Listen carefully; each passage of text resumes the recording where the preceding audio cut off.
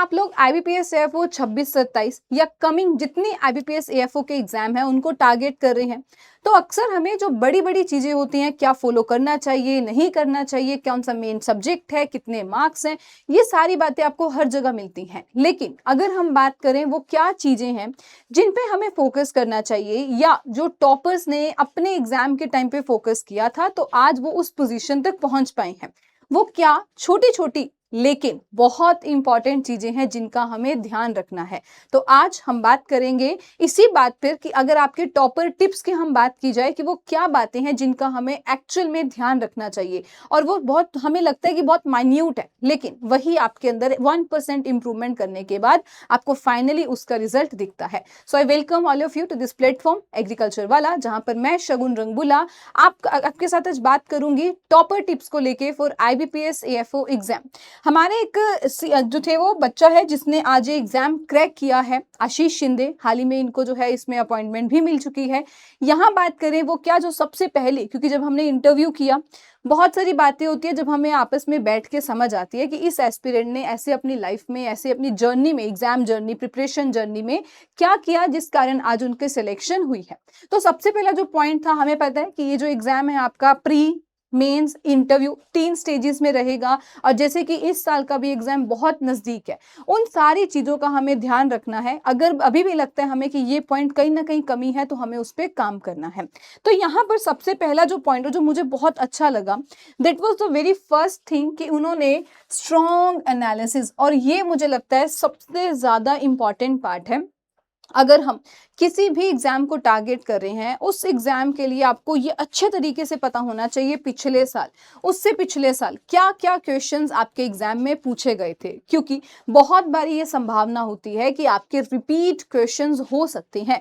यही पॉइंट मुझे इनमें भी देखने को मिला, और अक्सर हम लोग मैं हमेशा ये बात कहती हूँ अपने सेशंस में कि एनालिसिस इज मोस्ट इंपॉर्टेंट। वो आपको सबसे पहले, अगर कोई भी एग्जाम की हम बात कर रहे हैं, एनालिसिस हमारे पास होनी चाहिए। तो वही इन्होंने कंप्लीट एनालिसिस की उस एग्जाम की, एंड सेल्फ इवैल्यूएशन। इसका मतलब पहले तो उन्होंने वो देखा कि इस एग्जाम में क्या पूछा जाता है, एंड सेकंड उन्होंने ये एनालाइज किया कि मेरे कौन से वीक एंड स्ट्रॉन्ग सब्जेक्ट है। सबसे पहले तो हमें इस चीज का पता होना चाहिए इस पर्टिकुलर एग्जाम में, क्योंकि देखो हर एग्जाम में ना किसी चीज, किसी ना किसी टॉपिक की रेलेवेंस होती है। हो सकता है किसी एग्जाम में फिशरीज के पार्ट को बहुत इंपॉर्टेंस मिल रही है, किसी सब्जेक्ट में या किसी एग्जाम में हॉर्टिकल्चर को, एग्रोनॉमी को बहुत इंपॉर्टेंस मिल रही है। तो हमें सबसे पहले तो ये एनालिसिस करना है। अगर प्री की बात करें, मेंस की बात करें, ऐसी जैसे भी मैंने आपके सब्जेक्ट कुछ बोले, यही हो सकते हैं क्वांट, रीजनिंग, इंग्लिश में अगर हम बात कर रहे हैं तो वो कौन कौन से टॉपिक्स हैं जो मोस्ट इंपॉर्टेंट बनते हैं।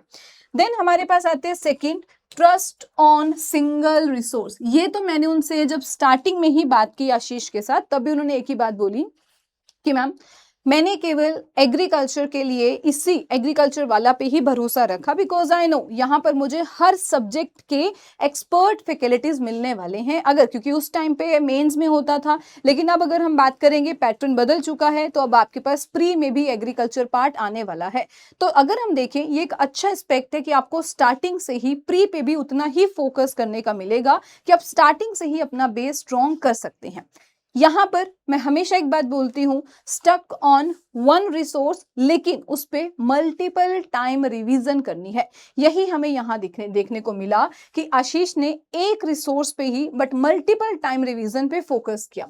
लिमिट द सोर्सेज, एक्चुअल में हम यही गलती करते हैं। हम बहुत सारे, एक मैं आपको बात बताऊंगी, आप रिसर्च भी हुई है कि हम लोग जो है, इंडिया इज इन इंफोडेमिक्स। इंफोडेमिक्स का मतलब होता है कि हमारे पास इतने सारे रिसोर्सेज हैं, कभी कोई पीडीएफ कहाँ से मिल रही है, कोई पीडीएफ हमें कहाँ से मिल रही है, हम सिर्फ उनको गैदर कर रहे हैं और अपने एक जगह पर इकट्ठा कर रहे हैं। लेकिन अगर हम बात करें क्या हम उसको पढ़ पा रहे हैं, एग्जाम से पहले हमें याद आता है कि शिट वो भी पीडीएफ थी, वो तो पढ़ी नहीं। मुझे लगता है ये आप सबके साथ होता है, और ये बिल्कुल इसी कारण कहा गया है कि आज हम लोग इंफोडेमिक्स में है। इसी कारण सबसे जो बेहतरीन है वो पहली चीज आती है, टू लिमिट योर रिसोर्स।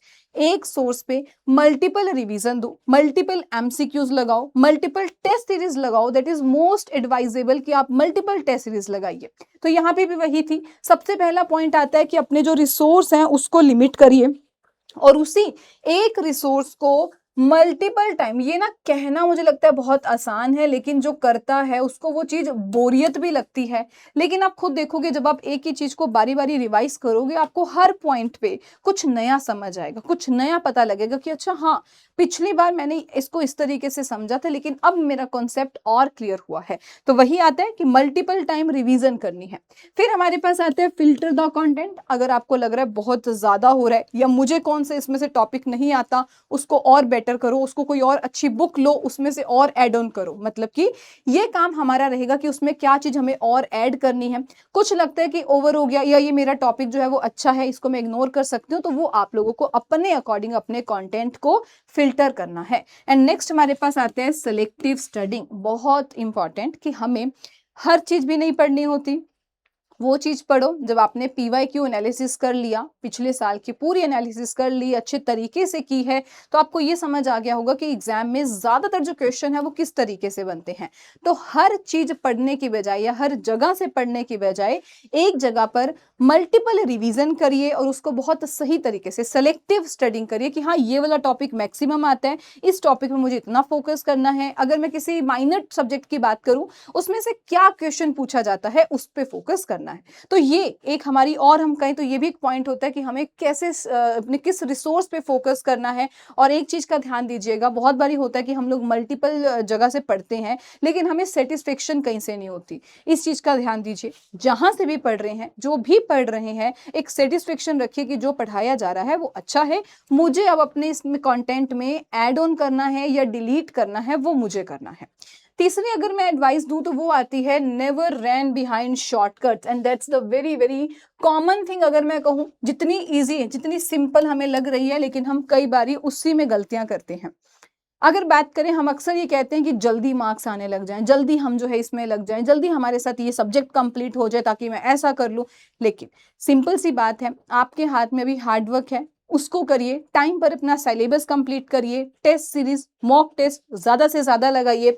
बहुत इन्होंने एक अच्छी बात लिखी बोली, मतलब कि यही कहा इन्होंने कि देखिए, डेस्टिनी इज इन बैकग्राउंड, मेरे हाथ में जो है वो सिर्फ है फोरग्राउंड, इट्स आर हार्डवर्क। मुझे को सिर्फ अपनी मेहनत करनी है और मैं उसी पे फोकस कर सकता हूँ। डेस्टिनी कहाँ लेके जाएगी ये आई डोंट नो। और एक और बहुत अच्छी बात है कि जब लाइफ थ्रोज स्टोन एट्स यू, तो ट्राई करो, और उसको ट्राई क्या करना ही करना है। जब आपको लगे कि कभी मेरे ऊपर बहुत ज्यादा एलिगेशंस या मैं कहूँ बहुत ज्यादा प्रेशर पड़ रहा है, तो उसको अपना माइलस्टोन बनाने के लिए काम करो। मतलब कि प्रॉब्लम सब लोग यहाँ पर फेस कर रहे होंगे, किसी को किस सब्जेक्ट में कोई दिक्कत होगी, किसी के मार्क्स किस में नहीं बन रहे होंगे, किसी के प्री में अगर मैं बात करूँ क्वांट रीजनिंग में अच्छे नहीं होंगे, इंग्लिश में अच्छा नहीं होगा। आप ट्राई करिए कि हमें उसमें से पॉजिटिविटी ढूंढते हुए माइलस्टोन में कन्वर्ट करना है। ये एक छोटी छोटी एडवाइस होती है, लेकिन हमें नहीं पता होता इनमें से कोई एक भी अगर आपको हिट हुई कि हाँ, ये मेरे लिए सही है, मुझे इस पे काम करना है, और ये आपका हो सकता है एक टर्निंग पॉइंट हो सकता है, जो आपको भी आपकी प्रिपरेशन से और बढ़िया जोड़ दे, आपको अपने एग्जाम की और नजदीक ले जाए। इसके अलावा टॉपर टिप से हम यही सीखते हैं कि आपके सीनियर्स, जो आपके सक्सेसफुल सीनियर्स हैं, मैं एक बात कहूंगी, सिर्फ सक्सेसफुल नहीं, जो फेलियर्स होते हैं वो शायद आपको ज्यादा बेटर सिखाते हैं। सक्सेस तो हमने एक पर्सन की देखी, लेकिन जो कुछ फेलियर्स होंगे, जो वीक पॉइंट उस पर्सन ने शायद काम नहीं किया होगा या लेटर ऑन रियलाइज किया होगा, वो हमारे लिए उससे भी बड़ी सीख होती है। और इसीलिए हम वो सीख जो है वो भी करेंगे, लेकिन अभी के लिए जो हमारी छोटी छोटी बातें आती हैं कि इन सब पे हमें काम करना है, क्योंकि इन्होंने भी कोई पहली बार ही क्लियर नहीं किया, इनको भी सेकंड अटेम्प्ट में जाके क्लियर हुआ।